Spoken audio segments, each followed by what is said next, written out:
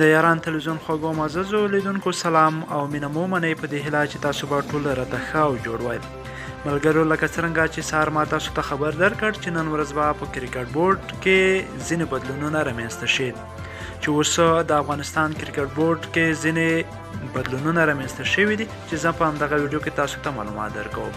خو همدغه ویډیو در سره لایک شیر او زموږ ایران ټي وي یوټیوب چینل سبسکرایب کړئ. ملګرو لکه څرنګه چې د افغانستان کرکټ بورډ د نړیوال جام مخکې اصغر افغان له کپتانۍ لرې او پر ځای ګلبدین یې وټاکه. بیا له نړیوال جام وروسته د هر ډول فارمټ لپاره رشید خان ارمان وټاکل شو. خو اوس په تازه نن ورځ بدلون کې بیا اصغر افغان بیرته د افغانستان کرکټ ملي لوبډلې کپتان ټاکل شوی او رشید خان ارمان د همدغې لوبډلې مرستیال کپتان ټاکل شوی دی. چې ملګرو دغه پرېکړه تاسو څنګه ارزوئ؟ آیا ښه کار وشو یا هم نه؟ تاسو راته په کمنټ کې خپل نظر ولیکئ. تر بیا ښې شېبې.